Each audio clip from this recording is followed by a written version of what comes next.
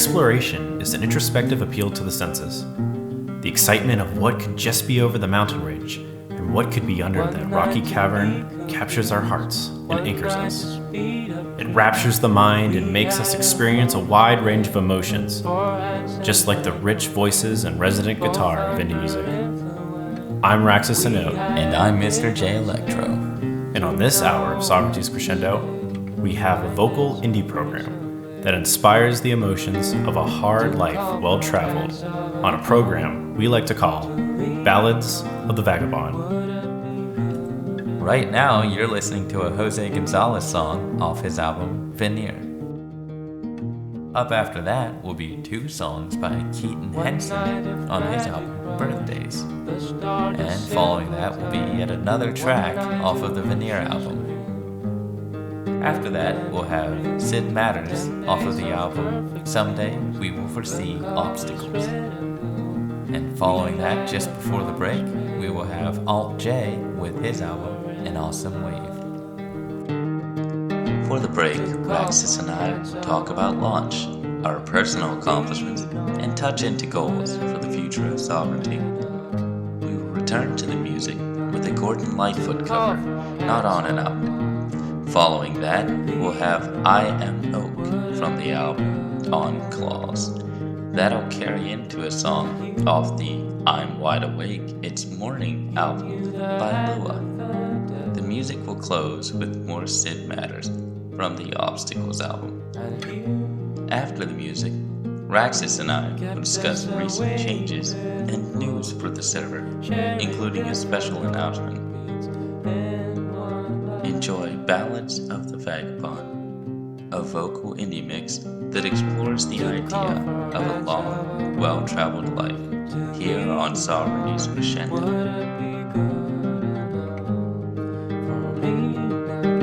To call for hands up, to lean on, would it be good enough?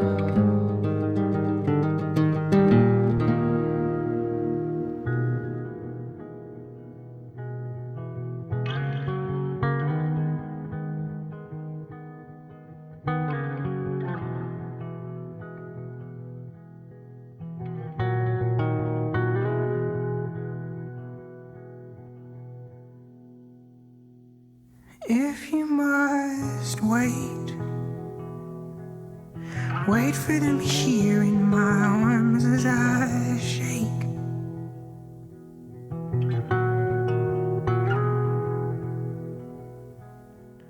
If you must weep,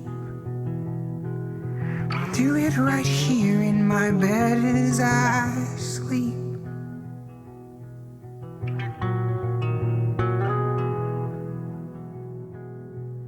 If you must mourn my love, mourn with the moon and the stars up above.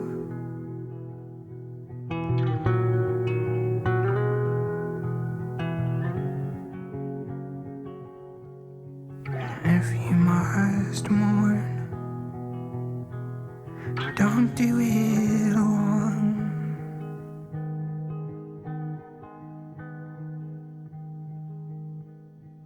If you must leave as though fire burns under your feet.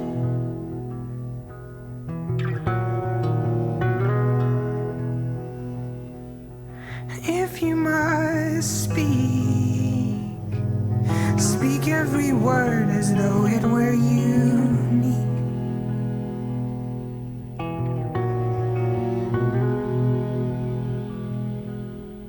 If you must die, sweetheart, die knowing your life was my life's best part.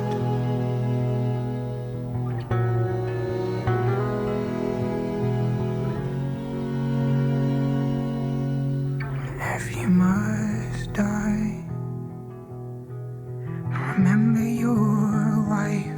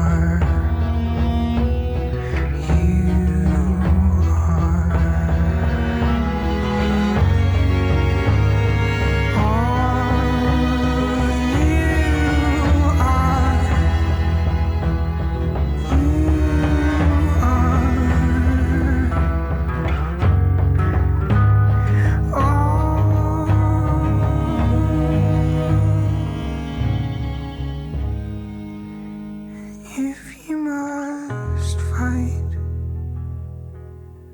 fight with yourself and your thoughts in the night.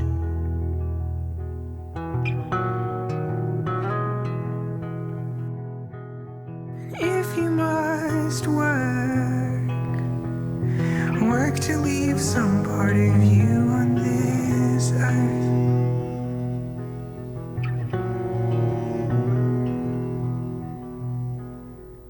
If you must live, darling one,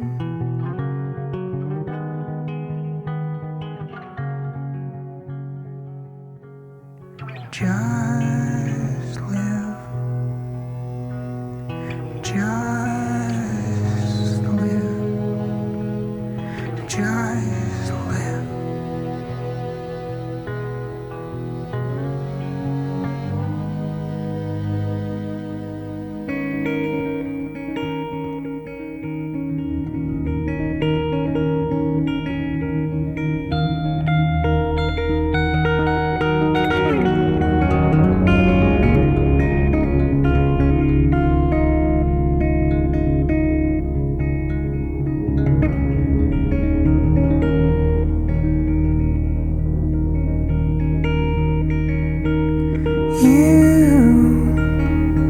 I did it all for you.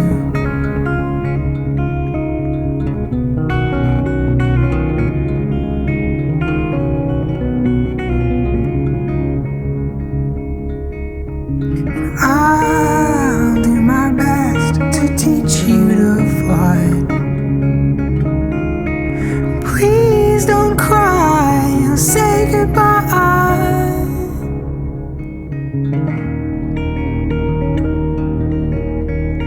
I'll love you till the day I die.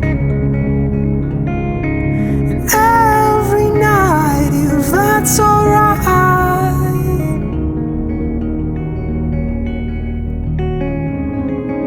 Do you know who I am? Do you know just what to do? Now you're all that I have. Is it fair to love me too?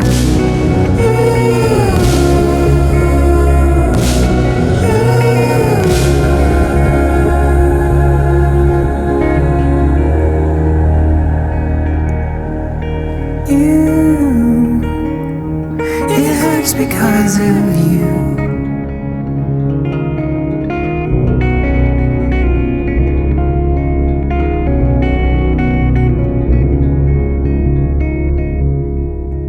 And I'll kiss you through a hazmat suit.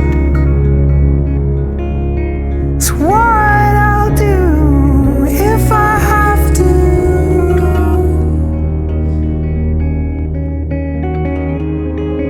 You seem to know who I am, as though you know just what to do. Now you're all that I have. Is it fair to love me too?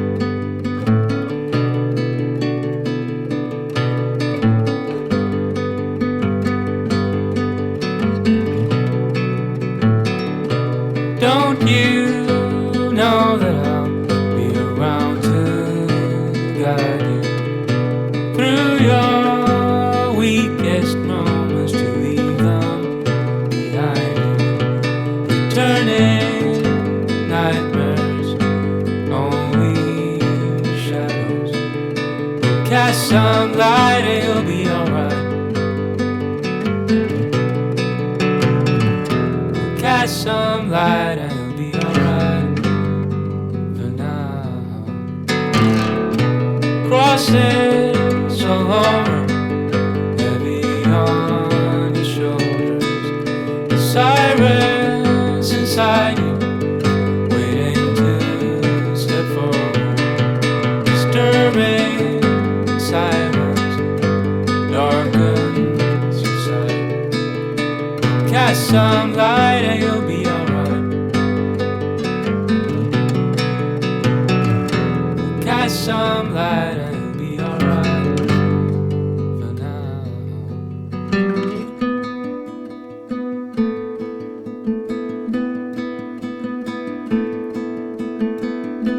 crosses all over the boulevard. Crosses all over the boulevard. Crosses all over the boulevard. Crosses all over the boulevard. Streets outside your window overflow. People staring, they know you've been broken. Repeatedly reminded by the looks on their faces. Ignore them tonight and you'll be alright. Cast some light and you'll be alright.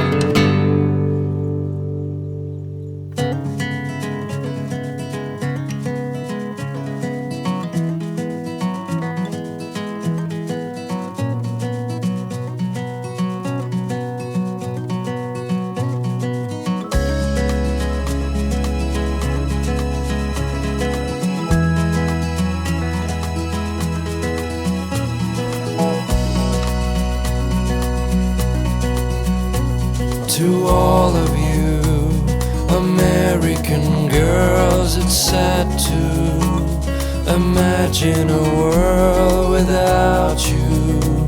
American girls, I'd like to be part of the world around you. Driving a car by the seaside, watching the world from the bright side.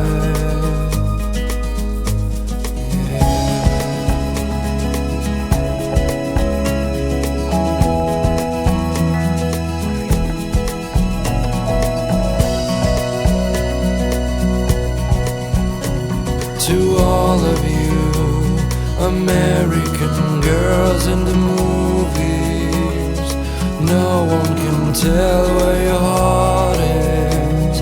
American girls like dollies, with shiny smiles and plastic bodies. I wish I had an American girlfriend.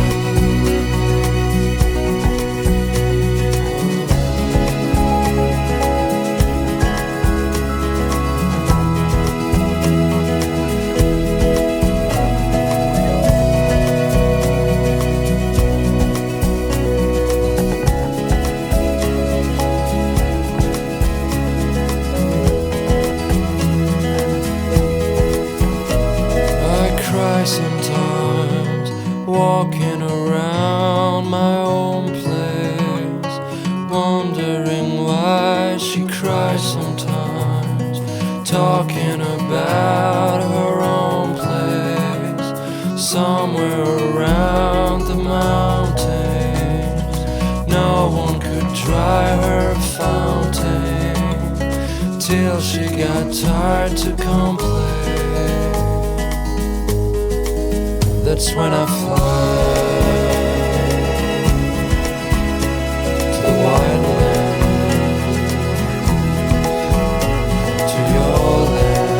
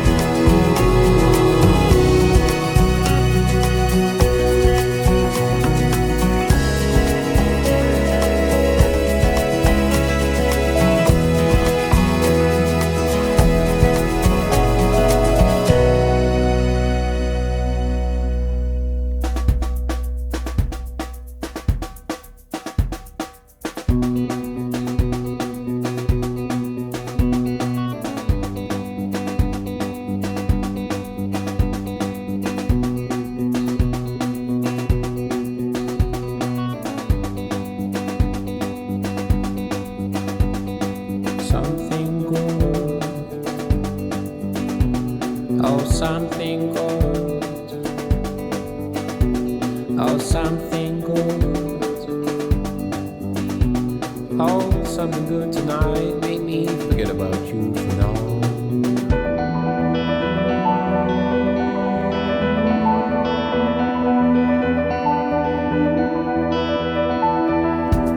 Get high, hit the floor before you go. Matador, Escocada, you're my blood sport. But something good, oh, something good, oh, something good. Oh, something good tonight. Make me forget about you for now.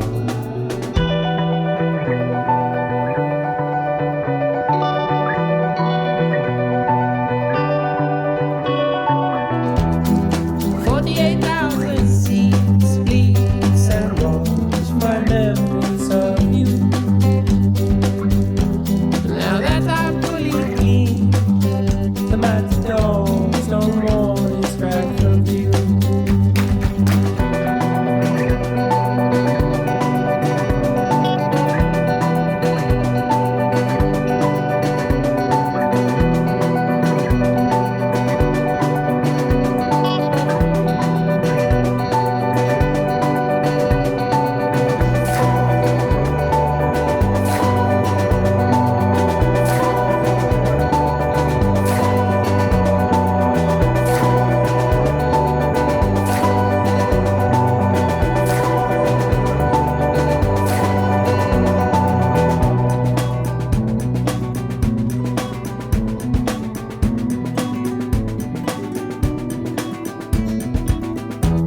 Get high, hit the floor before you go. Matador, Estocada, you're my blood sport.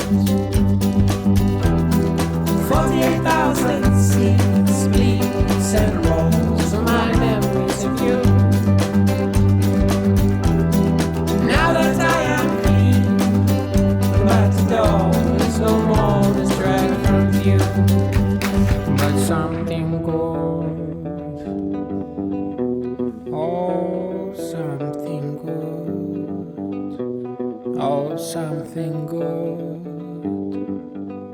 oh, something good tonight. Make me forget about you for now.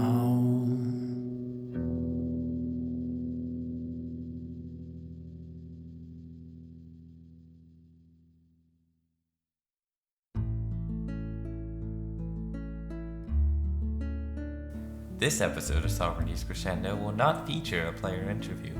Instead, Raxus and myself will discuss launch, what brought us to the present, and our goals for the future. We would like to include personal accounts of our first few days. So, Jay, what do you think? How'd it go? I'm really liking how the launch went because, to be honest, we had completely custom plugins, and look at us. There was very little lag, very few bugs. It was all in all a pretty good server launch, all things considered. Yeah, I'm really happy how things went. I mean, there could have been things that I think we could have done better. A lot of the things we didn't think about until right before launch, or immediately after. Yeah, and I think that if we put a little bit more thought into it, we probably would have caught those things. But all things considered, I think we did pretty well. Yeah, and I think a big part of that is owed to Cygate with his amazing plugin work. I'd say Cygate as well as Tiny. Tiny did a lot of legwork, and he was running between the two of us while the two of us were trying to survive out in the middle of the savannah. He was going and running everywhere, making sure the plugins were working, making sure that bug reports were happening. And we were getting the bug reports as much as he was, and then we'd pass them on. Yeah. And poor Tiny had to deal with every single bug report that came in. Right, and then he has extensive notes. I can only imagine what his desktop looks like, but he has. I'd rather not, to be honest with you. Well, he always talks about. He's like, I have a list for that somewhere. I have notes here and everything like that. So I can only imagine what his computer must look like. But anyway, point is that like he really worked well with Cygate, he worked well with us, and worked, I think, well with the player base to really make sure that everyone and every bug was taken care of. Right. He was a good middleman between the amazing coder and the great players. Yeah, and us. Yeah, us, the wonderful players. And you were mentioning that you were out in the savannah trying to survive. Well, my first day, I actually spent very little time in one place. I started off, I visited Fulverin. It was the very first place I visited because I spawned within a few hundred feet of them. And I ended up traveling, I believe on that day alone, probably about 15,000 blocks. I visited 6 or 7 nations. I'm not sure where you were because I didn't care at that time, to be honest. But we eventually met up and we consolidated our resources, and that's when we went on our way. But it was really interesting to see the different build styles.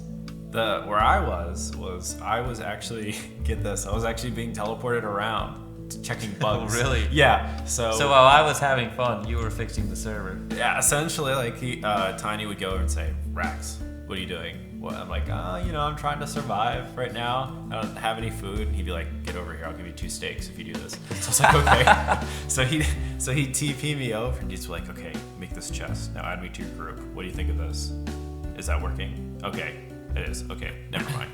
And then a couple minutes later, "All right, I need you to go check to make sure that this snitch is working." And then we'd go back and forth with that. So that's how you got that massive food supply. A massive, meaning like what, 16 steaks? On the first day, that was the most impressive food supply that anyone had. But it was. But the other thing was that I was dying like a lot, and they had to keep TPing back to me to like figure stuff out. But just now we have a better testing area. But at the time, like. And we also had the test server, but to be honest, it's much more efficient to do it live because that's where you get a real environment. Right. But like I said, getting back to the topic, I think that things went really well. I'm really happy about the turnout. I'm really happy to see the different types of players we came in. Even considering I like to include the raiders and the first day griefers in that too, because I think that it actually made the server a little bit livelier. It made it for a little bit more of an exciting launch because not only were you struggling to survive in a like PvE, there was PvP. Right. So a lot of people had to move early on. They broadcasted their coordinates, yeah. And then that was an easy target for raiders, which no one had their sanctuary up yet, which it was a new thing. Mm-hmm. And I understand that. I can understand it, but it makes me very happy I'm a nomad. But it was really interesting, I think, to see like first day conflicts, to see the different people working together and really blossoming into what we're seeing 2 weeks later. Right. And in fact, talking about 2 weeks later, 2 months later on in the future, you're going to have something for the server, aren't you? Yeah, actually, I'm glad you brought that up. Right now, and actually since day one when I was visiting all these towns, I've been taking several screenshots, and the people I visited probably know about this. I know I've made it very clear that I'm doing it. I am taking a bunch of screenshots. I'm going to make a sort of timeline, starting from that first day, first week, first time that you logged onto the server, all the way up until the present. And what I'm hoping to do is bring a little nostalgia in a sort of slideshow form. Yeah, with Nickelback in the background playing Photograph. Yeah, okay, yeah. Anyway, going back to launch. Well, after we got together, we moved into a camp outside of Berlin. Right. Because at the time, they were the only people we could find with a bed. Yeah. And we just needed to steal somebody's bed spawn. All right, so we just needed to go there. We made a little spot. And it wasn't that bad. Yeah. It was not really much of a home, but it was a home. Right. And from that base of operations, we managed to start our fledgling economy, which is never going to touch some of the bigger players on this server, but it's working out for us. Right. And I mean, now we feel pretty comfortable with how much of each type of ore, each type of resource we have, and we're working to go and trade with other people. And it's very nice to be able to visit people. It's actually kind of funny because I just went to the desert for the first time a couple of days ago, and I've only been exploring it. But all these people have hundreds of diamonds, thousands of diamonds, it seems, and we don't. Yeah, we have almost nothing. We don't. But one of the cool things is that we'll take little by little, and we'll try to trade up. I think that's really what I'm trying to do. It's kind of like the paper clip trade thing that was really popular back in like mid 2000s. Yeah, we're gonna see what we can get for X iron and Y gold and Z lapis. And see if we can start building up and try to become a trading force for people. One of the things that I know that I am really hoping to do is to be able to touch newer players and really be able to kind of give them free stuff. We touched into this in the last radio show, and we were saying something about, what was it? I said we needed to be rich to be able to do that. Right, and I think we're getting there. Yeah, I think we're getting confident. I think that we're getting to that point, but a lot of it is just continuing to work. The difference between comfortable and rich is the value you perceive. Right now, I'm very comfortable with what we've got, but we do need to work on absolute well. And when we do that, not only are we going to trade, but we're going to start looking out these new nations, one-man little starter towns, and we're going to say, hey, we'll give you a small loan of 1 million lapis, and all you have to do is come back with a little bit of interest a long time in the future. And it's still a business transaction, but it'll help them out. It'll give somebody a thing to start with. Because that's a really big issue whenever you start late in the game. Wouldn't you agree? I agree completely. I mean, one of the things is like you and I, whenever we started on other servers, we would join way too late in the game, and it was always a struggle to get caught up. Yeah, there's big power players, and what you could either do is you could either struggle and get to mid-level, or you could go and join a bigger force, and and then it wasn't yours.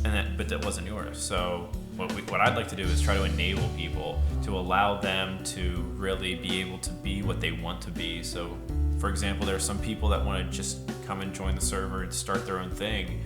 I want to be able to enable them. I want to give them the opportunity, you're trying to say. Yeah, and I think the best part about this is we can give them courts maybe to get started and to give them a loan of something like that, but I don't think they're going to have to worry about food. Yeah, I mean, look at us. We haven't done any farming. We don't have any claims. None. Yeah, and even our base camps, in quotes, air quotes, we don't have any farming at any of them, and we've pretty much been surviving off of fishing and hunting. And mostly hunting, actually. Yeah. I think I've caught a stack of fish, but I've gone through probably 10 stacks of different foods. Right, and that's really because of the vanilla spawn, the spawn rates of those different mobs. So it's pretty comfortable, actually. You don't have to go farming. Farming helps if you want to stay in one area. Farming is a supplement. Right, but if you just go run around and kill things, you're fine. And that's the thing. It makes it a lot more difficult to sustain yourself in a hard-to-live-in biome, like, say, the desert. But with the vanilla spawn rates, the desert still isn't the end of the world. It just is moderately close. Right, it's just a little bit harder. Right. So, and we've gone through the desert and survived off getting stuff there, too. Right. So. Mostly from fishing, though. Right. But it's not bad. It really isn't. It's pretty survivable, and I think that's why launch went so well. Is that there was no lag. There was comparably low lag, I would say. All right, there was comparably low lag. If you want to be, I'm trying to be optimistic here. There was very little lag. Right. And you didn't have to die a whole lot because you could get what you needed.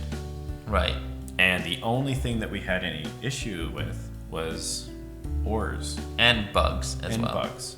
But I mean, we can cover ores at the news at the end of this. So I think we'll wrap it up and get back to the music here. All right, thank you so much, and here's the music.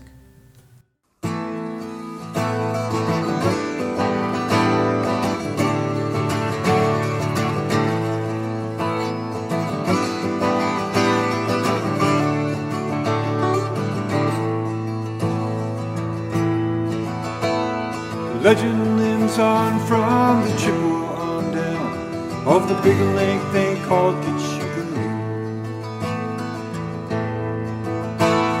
The lake, it is said, never gives up her dead when the skies of November turn blue.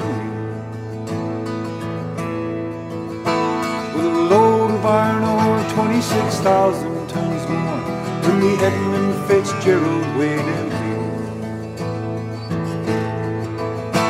That big ship and true was a bone to be chewed when the gales of November came through.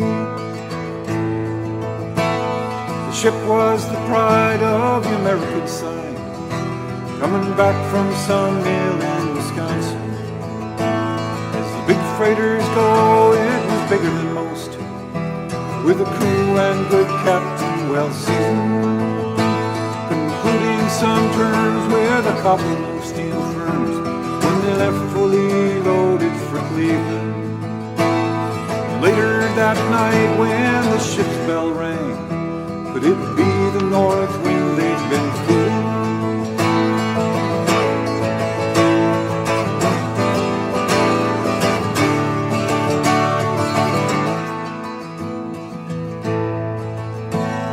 The wind in the wires made a tattletale sound, and the wave broke over the railing. And every man knew, as the captain did too, 'twas the witch of November come stealing. The dawn came late and the breakfast had to wait when the gales of November came smashing. When afternoon came, it was freezing rain in the face of a hurricane west wind. When supper time came, the old cook came on deck, saying, "Fellas, it's too rough to beat you." At 7 p.m. the main hatchway caved in. He said, "Fellas, it's been good to know you."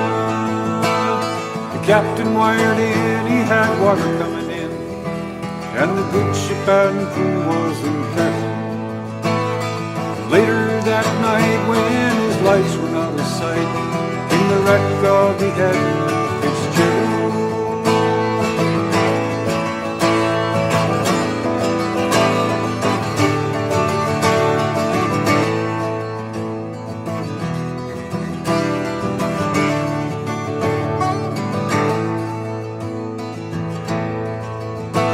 Does anyone know where the love of God goes when the waves turn the minutes to hours?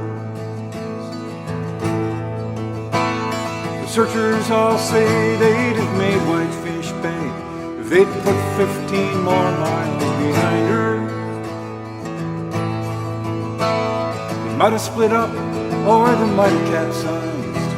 They may have broke deep and took water. All that remains is the faces and the names of the wives and the sons and the daughters. Lake Huron rolls Superior sings in the rooms of her ice water mansion. Old Michigan steams like a young man's dreams. The islands and bays are for sportsmen. Further below Lake Ontario takes in what Lake Erie can send her. And the iron boats go as the numbers on with the gales of November.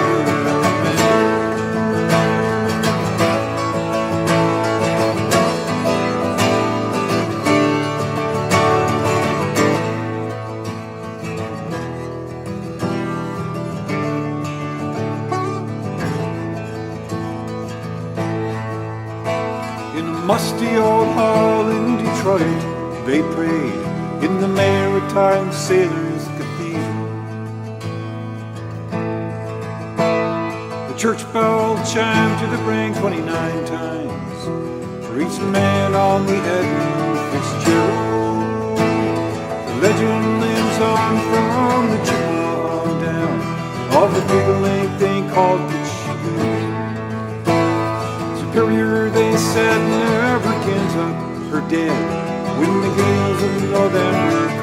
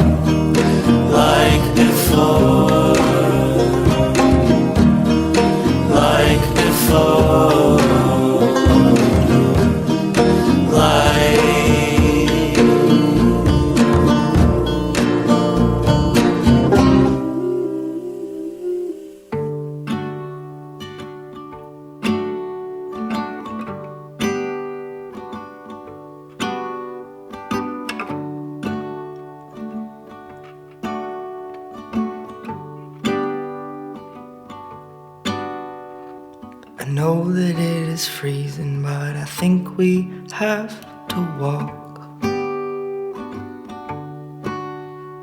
I keep waving at the taxis, they keep turning their lights off. But Julie knows a party at some actor's West Side loft. Supplies are endless in the evening, by the morning they'll be gone.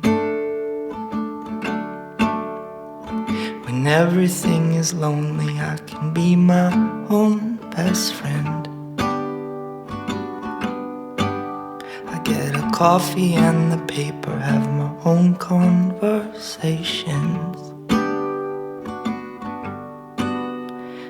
The sidewalk and the pigeons and my window reflection. The mask I polish in the evening, by the morning looks like shit.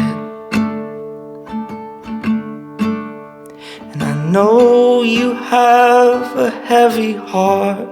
I can feel it when we kiss. So many men stronger than me have thrown their backs out, trying to lift it. But me, I'm not a gamble. You can count on me to split the love I saw you in the evening. By the morning won't exist. You're looking skinny like a model with your eyes all painted black. You just keep going to the bathroom, always say you'll be right back. Well, it takes one to know one, kid. I think you got it bad. But what's so easy in the evening, by the morning such a drag. I got a flask inside my pocket, we can share it on the train. And if you promise to stay conscious, I will try and do the same. Well, we might die from medication, but we sure killed all the pain. But what was normal in the evening, by the morning seems insane. And I'm not sure what the trouble was that started all of this. The reasons all have run away, but the feeling never did. It's not something I would recommend, but it is one way to live. 'Cause what is simple in the moonlight, by the morning never is. It was so simple in the moonlight, now it's so complicated. It was so simple in the moonlight, so simple in the moonlight, so simple in the moonlight.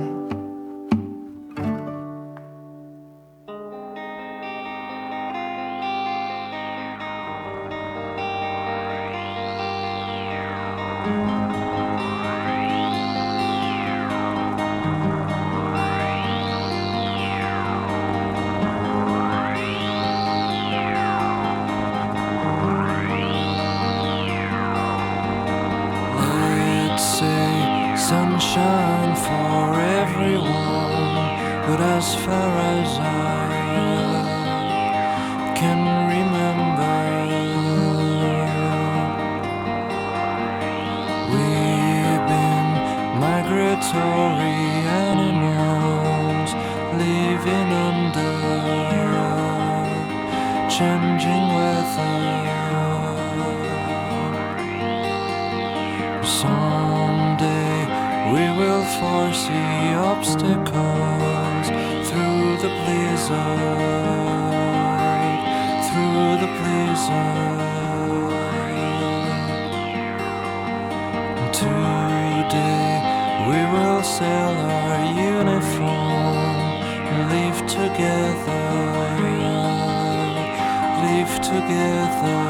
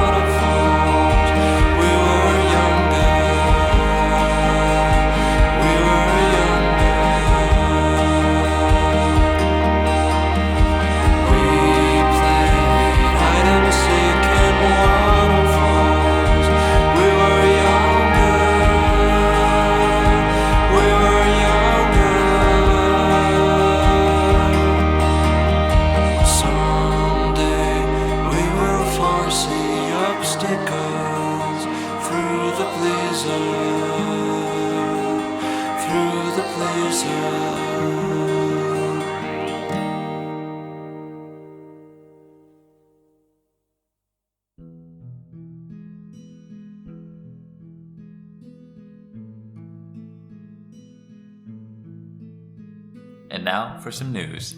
First of all, there's a lot of claims going up, especially after that new claims map by Kitty. Yeah, we really appreciate Kitty going out of the way for the community and really spending the time to go and explore the map and really reveal it to everyone in all its beauty. And if it wasn't for Mr. Little Kitty, we wouldn't even have a fully released map file. And that brought Tater Tot, I believe it was, to release one that had accurate coordinates and a proper system, which everyone seems to be using for claims now. And it's also really pretty. Yeah, oh, it's beautiful. He did a very good job with it. So I guess it's a very big shout out to both Mr. Little Kitty and Tater Tot for doing that. And then there's ores. Oh yeah, definitely the ores. What do you think they're at now? 2 times more? 3 times? It's 3 times more. And Yeah. I'm really, really appreciating that, especially the people that went out of their way to go and tell us that there was something wrong. Once we heard that there were some murmurings, we were like, maybe it's just, We didn't believe it at first, but I must say we were wrong at first. Yeah, definitely. And I really appreciate everyone being patient with us. And I think people seem to be pretty happy with the current ore set. And another big reason that people are finding more is right around the time we increased the ores, people started going from stone to efficiency 4.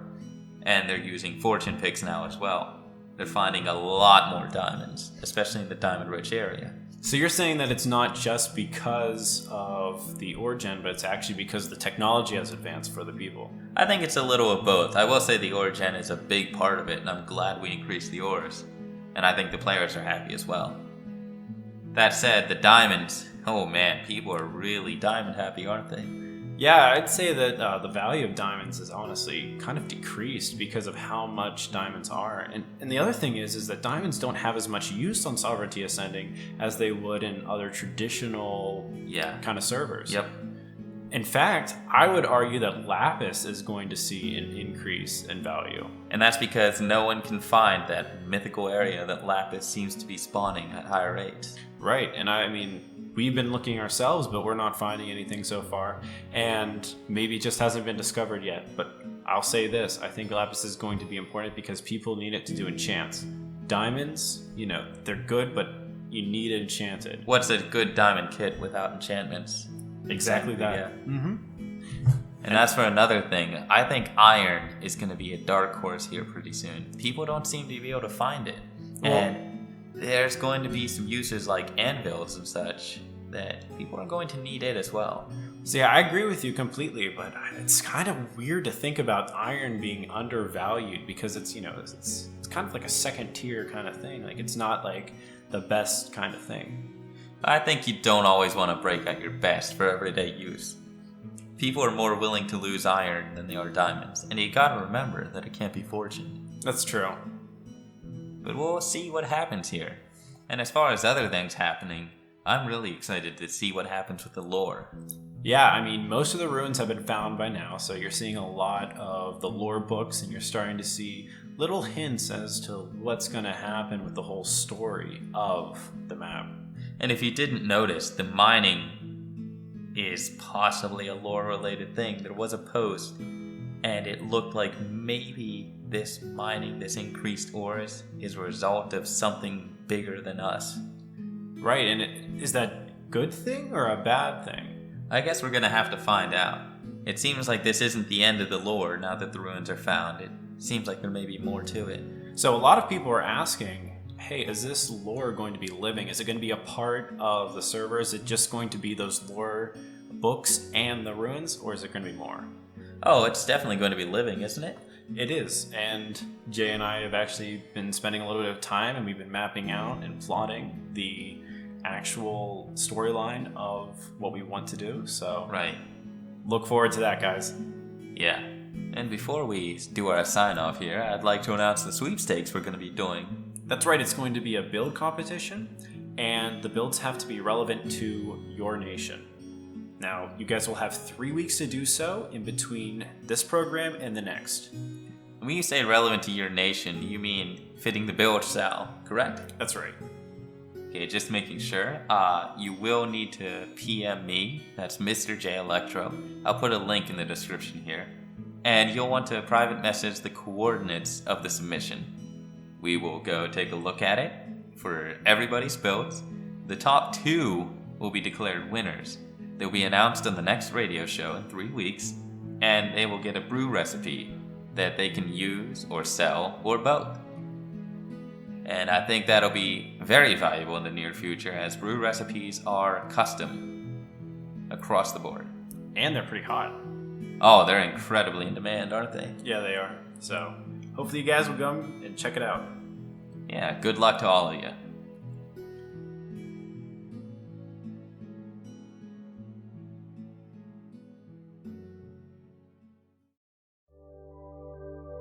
This program was titled Ballads of the Vagabond and centered around the emotions surrounding exploration and a life well traveled. The next program will be titled Darkness and Madness and will feature the surreal atmospheres of dark ambient. Thanks for listening, and remember, it's about you, the listener.